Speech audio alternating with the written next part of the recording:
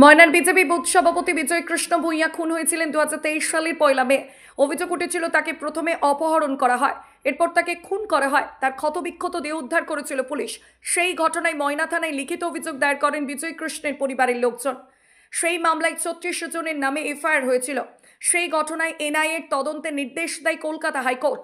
তদন্তভার হাতে দেওয়ার পরে এনআইএর হাতে এফআইআর নাম থাকা বহু তৃণমূল কর্মী গ্রেফতার হয়, কিন্তু বিজয় কৃষ্ণ ভূঁইয়া খুনের মূল অভিযুক্ত মনোরঞ্জন হাজরা নিখোঁজ ছিলেন। 2 বছর পর গতকাল রাত্রে এনআইএর হাতে গ্রেফতার হলেন মনোরঞ্জন হাজরা। জানা গিয়েছে গতকাল রাত্রি 8:30 নাগাদ গ্রেফতার হন মনোরঞ্জন। গ্রেফতারের পরে খুশি বিজয় কৃষ্ণের পরিবার। বিজয় কৃষ্ণের স্ত্রী লক্ষ্মী ভূঁইয়ার দাবি, তারা এনআইএর তদন্তে খুশি। মূল অভিযুক্ত গ্রেফতার হয়েছে, অভিযুক্তের ফাঁসি চায়। বিজেপির দাবি ছিল এই ঘটনার পরে পুলিশ নিষ্ক্রিয় ভূমিকা পালন করেছে। মূল অপরাধীরা সর্বসমক্ষে ঘুরে বেড়াচ্ছে, পুলিশ তাদের ধরছে না। মনোরঞ্জন হাজরা গ্রেফতার হওয়ার পরে বিজয় কৃষ্ণ ভূঁইয়া কুলের সঠিক বিচার শুরু হবে, এমনটাই আশাবাদী তারা।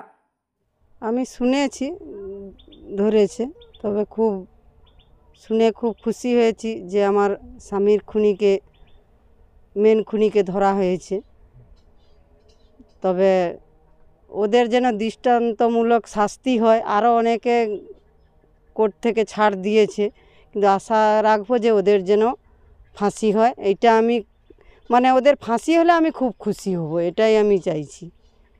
আমি ততটা তো বলতে পারবো না, মোট ধরা পড়েছে আমি এটাই শুনছি। ওই রকম ধরছে ছাড়ছে আমি তো বলতে পারবো না। এখনও অনেকে আছে এখন এনআইএর প্রতি আস্থা আছে, তারা তাদের কাজ করছে। আশা রাখছি তাদের কাজ ঠিক করবে। আমার মন বলছে যে তারা ঠিক কাজ করছে এবং ঠিক করবে।